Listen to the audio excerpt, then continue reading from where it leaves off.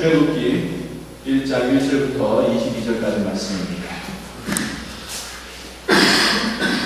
한 절씩 읽어보겠습니다.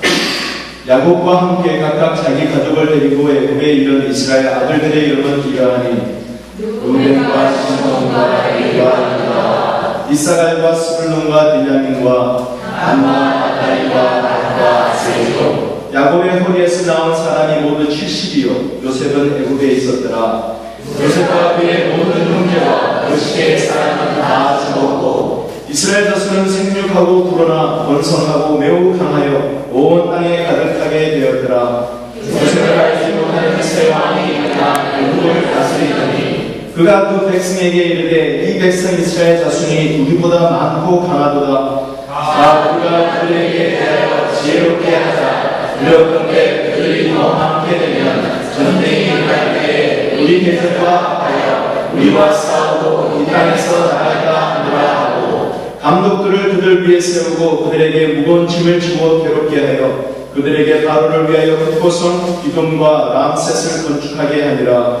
그러나 그를 스스로 더욱 번성하여 벗어나더니 애굽 사람이 이스라엘 자손으로 말미암아 의심하여 이스라엘 자손에게 이를 엄하게 시켜 어려운 노동으로 그들의 생활을 괴롭게 하니 곧 그 이익과 벽돌 굽기와 농사의 여러 가지 일이나 그 시키는 일이 모두 엄하였더라. 애굽 왕이 히브리 삼파 시브라라 하는 사람과 부하라 하는 사람에게 말하여 이르되 너희는 이 영혼을 위하여 세상을 도울 때에 그 자리를 살펴서 아들이거든 그를 죽이고 딸이거든 살렸더라. 그러나 삼파들이 하나님을 두려워하여 애굽 왕의 명령을 어기고 남자 아기들을 살린지라. 애굽 왕이 삼파를 불러 그들에게 이르되 너희가 어찌하여 이같이 남자 아기를 살렸느냐. 삼파가 바로에게 대답하되 히브리 여인은 애굽 여인과 같이 아니하고 건장하여 삼파가 그들에게 이르기 전에 해산하였더이다 하네.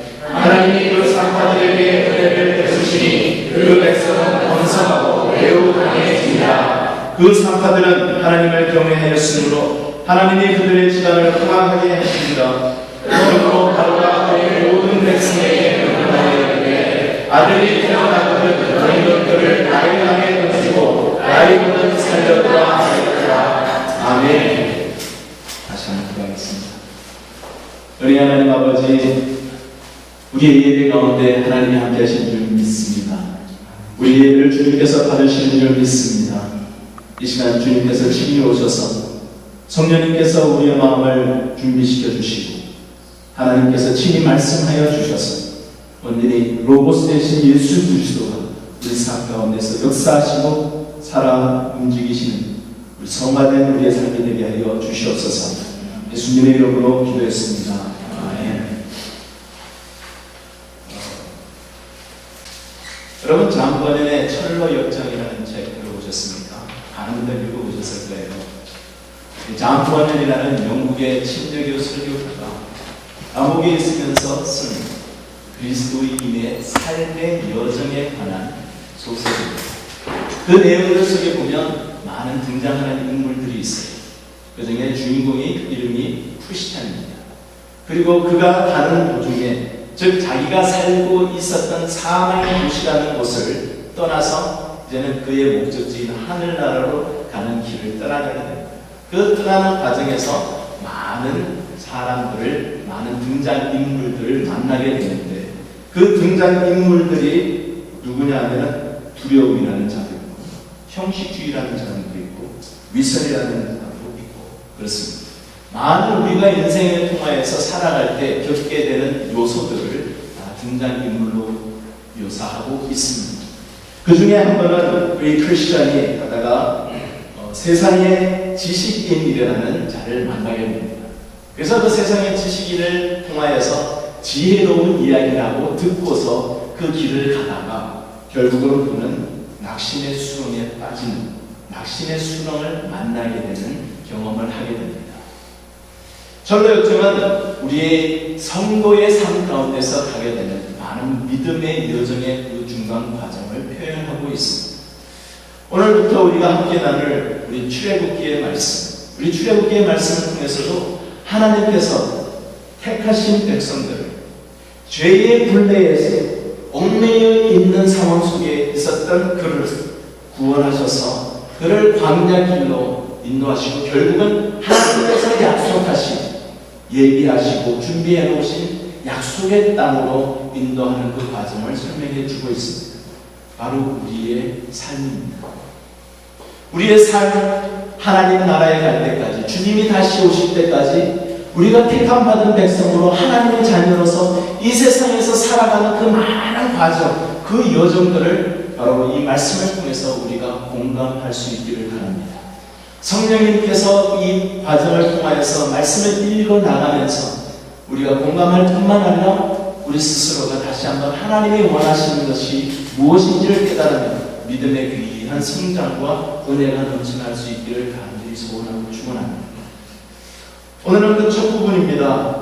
출애굽기 1장 1절부터 22절의 말씀, 그 가운데서 우리가 인생을 통해서 믿음의 여정 가운데서 고난을 당할 때, 고난을 만났을 때 우리는 어떻게 해야 될까? 우리의 받은 인생 속에서 우리가 경험하는 것 중에 빠뜨릴 수 없는 것, 그러나 우리가 원치 않고 불편한 것들, 그것이 무엇입니까? 바로 고통이요, 눈물이요, 절망이 우리의 삶에서 우리가 많이 경험하게 되는 요소들 중에 하나입니다. 그런 어려움들, 답답함이 있을 때, 그런 경험이 있을 때 그 과정에서 우리는 어떻게 대처해야 할까요? 믿음의 여정 가운데서 하나님이 원하시고 하나님의 백성으로서 우리는 어떻게 살아야 할까요? 그것을 몇 가지를 가지고 함께 은혜 나누기를 원합니다. 우리가 어려움을 당할 때, 막막할 때, 한숨만 나올 때, 그 가운데서 우리가 항상 제일 먼저 생각하는 것이 무엇일까요? 어떻게 해결할까? 어떤 것이 가장 지혜로운 방법일까? 여기 오늘 본문 말씀에 보면 10절에 우리가 그들에게 대하여 지혜롭게 하자, 여기서 우리가 지혜로운 방법을 찾는 인간의 모습이 나와 있습니다. 그러나 하나님께서 우리의 인생 믿음의 여정, 믿는 백성들의 삶 가운데서는 지혜를 구하기보다는 세상의 지식을 찾기보다는 먼저 하나님을 두려워하는 마음을 가지라고 말씀해 주고 있습니다. 오늘 이 내용 중에 잠깐 그 역사적인 배경을 우리가 함께 나누기를 원합니다. 이집트라는 그 큰 강대국이 있습니다. 그러나 그 강대국도 다른 종족의 침입을 받습니다. 힉소스라는 하나의 종족이 있었습니다. 그 종족이 이집트의 남부를 치고 들어와서 점령을 해서 한 150년 정도를 거기를 통치를 하게 됩니다. 그러면서 그 다음에 이집트에 있는 큰 다른 왕이 힘을 얻어서 다시 그 힉소스를 물리치고 몰아내게 됩니다. 그런데 여기에서 보면 이집트 사람들은 함의 후손입니다. 그러나 힉소스는 셈 종족의 후손입니다. 이스라엘과 같은 후손이라는 의미입니다. 그 사람들을 대하고 있었으니 이집트는 항상 이스라엘 백성들을 보면은 그냥 곱게 안 보이는 거예요. 어떻게 하면 이 사람들이 더 한 번 더 크게 힘을 모으면 힉소스랑 손을 합치면 어떻게 될까?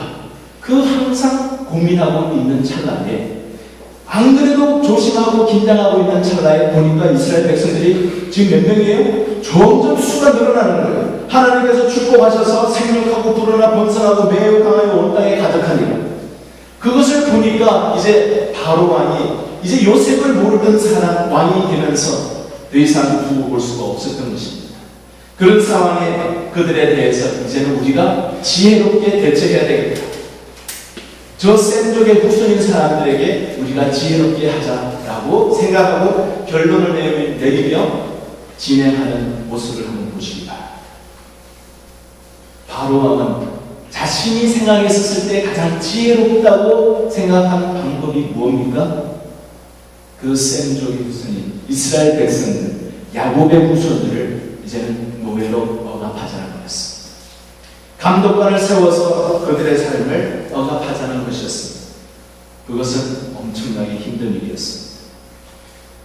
그들에게 무거운 짐을 지워서 괴롭게 하려라고 11절에 얘기합니다. 14절에도 얘기합니다. 어려운 노동으로 그들의 생활을 괴롭게 하니, 이 괴롭게 한다는 그 원어를 찾아보면 집 이기다, 빻아서 문지르다 그런 의미를 가지고 있다.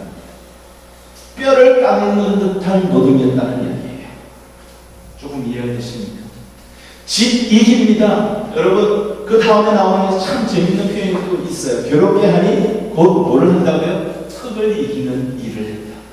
그의 이집트 사람들이 이스라엘 백성들을 이기고 빻는 그런 억압하는 그런 고통이 이스라엘 백성들에게 임했다는 거예요. 그것이 지혜로운 방법이었다는 것을 여기 이집트 사람들은 이야기를 한다는 겁니다. 사람의 지혜는 너무나 이기적입니다. 어려움이 당할 때 다른 사람 생각하지 않고 내가 편하면 지혜롭다, 똑똑하다, 현명했다 이야기를 합니다. 하나님은 그렇게 말씀하시지 않습니다. 사람들은 우리의 구원의 삶에 있어서 믿음의 여정에 있어서도 사람의 말에 귀를 기울입니다. 하나님의 말씀보다는 세상에 있는 철학을 따라가기도 합니다. 세상에 있는 많은 지식을 따라가기도 합니다. 그러나 어떻게 됩니까? 잠언 14장 12절에 어떤 길은 사람이 보기에 바르나 필경은 사망의 길이라. 사망의 길이라. 예수님만이 오직 길이요 진리요 생명입니다. 세상 사람들은 세상에 있는 지식이, 철학이, 세상의 문명이 지식이라고, 옳은 길이라고 이야기를 합니다. 성도 여러분, 여기의 내용에서 보여주고 있듯이 사람의 지혜는 멸망을 일으킵니다. 사람을 죽입니다. 영혼을 죽입니다. 그러나 하나님이 우리를 통하여서 믿음의 여정 가운데 가지기를 원하는, 고난을 당하는 상황 속에서 가지기를 원하는 것은 바로 하나님을 경외하라는 마음입니다. 하나님을 경외하라, 하나님을 경외하라. 그것이 어떻다고요? 지혜의 근본입니다. 잠언 9장 10절에 분명히 말씀하고 있습니다. 여호와를 경외하는 것이 지혜의 근본이요. 성도 여러분, 우리가 어려운 일을 당할 때, 고난을 당할 때, 낙심될 때 우리는 먼저 어떻게 하는 것이 지혜로운 것인가 생각하기 전에 하나님을 두려워하며 하나님을 내가 올바로 경외하고 있는가 한번 하나님 앞에 내어놓고 기도할 수 있기를 바랍니다. 그것이 하나님이 말씀합니다. 더욱 현명한 방법이다. 성도 여러분, 우리 교회 내에서 많은 성도님들 우리 삶을 통하여서 어려운 일을 있을 때 혼자 끊어놓고 말지 마시고 함께 나누시기 바랍니다. 그리고 함께 우리 서로 공동체 가운데 서로 위로하십시다. 어떻게요? 하나님을 의지해서 우리 하나님을 더욱더 경외하십시다. 우리와 함께 하시는 하나님을 더욱더 붙잡으십시다. 세상에 있는 지혜를 따르려고 할 때, 세상에 있는 방법으로 이 방법이 더 좋대요 라고 말을 하려고 할 때, 아니요, 우리 먼저 기도하십시다. 하나님이 살아계시고 하나님 우리와 함께 하시기에 우리가 하나님을 먼저 찾읍시다. 하나님이 뭐라고 이야기하시는지 우리가 귀 기울입시다. 자매님, 형제님, 우리가 하나님 믿잖아요. 우리가 하나님 믿는 백성 아니에요. 세상에 있는 생각 전에, 인간의 감정이 앞서기 전에 우리 먼저 하나님께 바라시다. 같이 기도할게요. 하나님이 먼저 우선 내어주고 하나님만을 더욱더 의지하는 그런 귀한 우리 큰 사랑 성결교회가 될 수 있기를 주님의 이름으로 축원합니다. 고난이 닥쳐올 때 우리는 왜 나만 이런 고통당하나, 왜 나에게 이런 고통당하나 라고 우리가 푸념할 때가 많이 있습니다. 그러나 하나님이 원하시는 것은 바로 이런 어려운 상황 속에서 우리가 다시 한번 하나님의 비전을 깨달아야 할 때가 이때구나 하는 것을 하나님께서 말씀하고 있다는 사실을 우리가 잊지 말아야 되겠습니다. 이스라엘 백성들 애굽으로 내려갔습니다. 애굽은 그다지 이스라엘 백성들에게 원하는 지역이 아니었습니다.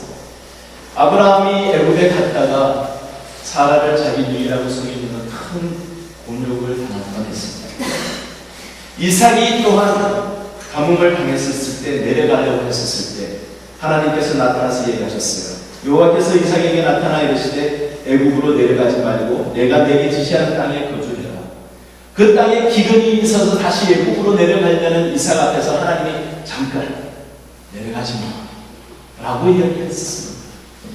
사람들 이스라엘 백성들은 그 애굽 땅을 죄악의 세상으로 생각을 했었습니다. 부패하고 타락한 곳이고 하나님을 대적하는 그 나라라고 생각했던 것이 애굽이었어요. 그래서 애굽은 되도록이면 안 가려고 하는 곳입니다. 그런데 형의 시기를 받아서 요셉은 애굽으로 종으로 팔려갔어요. 자신의 의지가 아니라 타의 의지로 인해서 갈 수밖에 없게 됐습니다. 그곳에서 있으면서 요셉은 하나님의 은혜로 하나님이 함께 해주셔서 그가 국무총리의 자리까지 오르게 됐죠. 죽은 줄만 알고 있었던 아들 요셉이 국무총리가 되겠다는 사실을 듣게 된 야곱은 그 당시에 그들이 거주하고 있었던 팔레스타인 땅에 기근도 있었고 애굽 땅에는 요셉의 지혜로 하나님께서 주신 은혜로 곡식도 있었지만 딴 이유가 아니라 야곱은 아들 요셉으로 인하여서 애굽으로 가야 되는 그런 상황을 느끼게 됩니다. 그러나 야곱은 편치 않았습니다. 애굽이라는 땅 때문에. 그에게 하나님께서 나타나셔서 이렇게 얘기하십니다. 창세기 46장 2절부터 4절에 보면 하나님께서 이렇게 이야기하십니다. 하나님이 이르시되 나는 하나님이라 내 아버지의 하나님이니 애굽으로 내려가기를 두려워하지 말라. 내가 거기서 너로 큰 민족을 이루게 하리라. 내가 너와 함께 애굽으로 내려가겠고 반드시 너를 인도하여 다시 올라올 것이고 요셉이 그의 손으로 내 눈을 감기리라 하셨다. 하나님께서 마음에 불안하고 두려워하고 있는 야곱에게 나타나셔서 이런 약속을 하셨어요. 두렵지? 내가 너 마음 안다. 내가 너와 함께 할게. 가도 돼. 괜찮아. 하나님이 위로하시는 말씀이에요. 그리고 하나님이 약속하셨어요. 내가 반드시 너를 다시 이곳으로 데리고 오마. 이것이 하나님께서 하신 야곱에게 하신 약속이었습니다. 이 이야기를 듣고서 야곱은 힘을 얻고 애굽 땅으로 내려가게 됐던 것입니다. 그곳에서 있으면서 이집트라는 곳, 애굽은 오늘날의 이집트죠. 이집트라는 곳은 상당히 문명이 발달했던 것입니다. 그곳에서는 많은 문명의 혜택을 받으면서 이스라엘 백성들이 그곳에 안주하게 됐어요. 성경에 지금 출애굽기에 나와 있는 이스라엘 백성들의 모습을 한번 보시기 바랍니다. 어떻습니까? 하나님께서 약속하신 그 가나안 땅, 다시 올라오게 하겠다 한 그 땅을 기억하고 있는 모습입니다. 애굽은 이스라엘 백성들에게 약속의 땅이 아니에요. 그곳에 안주하고 있는 이스라엘 백성들을 보면서 하나님은 얼마나 마음이 아파하고 안타까워하셨을까요? 애굽 사람, 이스라엘 백성들은 나중에 광야에 남아서 출애굽하고 난 다음에 광야에 남았었어도 무슨 이야기를 합니까? 애굽에 있었을 때가 좋았는데, 애굽에 있었을 때가 좋았는데 할 만큼 애굽의 삶을 너무 인조이하고 안주하고 있었어요. 여러분, 우리의 모습은 어떠세요? 우리가 너무 편안한 것을 추구하고 있지는 않습니다. 내가 지금 현재 살아가고 있는 모든 바삐 움직이고 있는 삶 속에 우리가 하나님이 주신 약속을 기억하며 그 비전을 항상 생각하면서 살고 있습니까? 아니면 눈앞에 있는 것만 마치 이스라엘 백성들이 매일매일 자기에게 주어진 그 벽돌들로 시간만을 채우기 위해서 발버둥 치면서 매일매일 살아가고 있는 그런 모습입니다. 하나님의 약속, 그게 뭐였더라? 우리 삶 속에 그런 것은 아닙니까? 하나님께서 이런 이스라엘 백성들에게 억압과 고통이 주지 않으셨더라면 이스라엘 백성들은 절대로 애굽을 나오려 하지 않았을 것입니다. 하나님께서 어려움을 우리에게 주실 때 그 가운데서 하나님의 약속을 다시 한번 기억하는 기회로 반드시 놓치지 말고 살아야 합니다. 하나님께서 우리에게 어떤 약속을 하셨어요? 우리에게 하나님께서 약속하신 내용들이 있습니다. 요한일서 2장 25절에 그가 우리에게 약속하신 약속은 이것이니 곧 영원한 생명이다. 영원한 생명이다. 이 세상이 우리의 삶의 끝이 아니에요. 이 세상이 우리의 삶의 끝인 것처럼 우리가 눈앞에 놓여있는 별별 숫자를 생각하고 살아가지는 말자는 말씀입니다. 영원한 생명이 우리에게 하나님이 약속해 주셨어요. 그 약속을 붙잡고 기억하면서 살아갈 수 있기를 바랍니다. 요한일서 1장 9절입니다. 만일 우리가 우리 죄를 자백하면 저는 믿으시고 이로써 우리 죄를 사하시며 모든 불의에서 우리를 깨끗게 하실 것이요. 나의 죄성으로 인하여서 힘들어하고 낙심될 때 나의 모든 고백을 통하여 용서하여 주시고 우리의 모든 불의를 깨끗게 하여 주시는 하나님을 기억하십시오.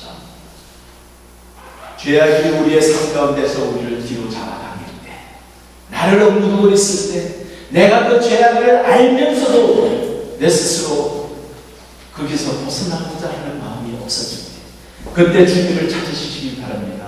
하나님이 약속하셨어요. 고백하면 모든 불의에서 깨끗게 하여 주시고 하나님과의 관계를 회복시켜 주신다. 시편 34편 4절입니다. 내가 여호와께 구하면 내게 응답하시고 내 모든 두려움에서 나를 건지셨다. 나에게 있는 두려움이 있습니까? 불안함이 있습니까? 하나님이 두려움에서 구원하여 주시겠다고 약속하셨어요. 하나님 앞에 아뢰면 하나님이 두려움에서 구원해 주시겠다고 약속하셨어요. 그 약속 우리가 붙잡고 기억할 수 있기를 바랍니다. 나의 하나님은 그리스도 예수 안에서 영광 가운데 그 풍성한 대로 너희 모든 쓸 것을 채우시리라. 우리의 필요를 채우신다고 하나님이 약속하셨습니다. 우리의 필요가 있으세요? 그것으로 인해서 우리에게 낙심이 있습니까? 다 주님 앞에 맡기시기 바랍니다. 하나님이 채워주신다고 약속하셨습니다. 야고보서 1장 5절에 너희 중에 누구든지 지혜가 부족하거든 모든 사람이 주시고 부짓지 아니하시는 하나님께 구하라. 그리하면 주시리라. 여러분, 내가 지혜가 부족해서 낙심되고 어렵고 실망될 때가 있어요. 하나님 앞에 강구하시기 바랍니다. 하나님이 약속하셨습니다. 지혜를 구하면 후히 주시겠다.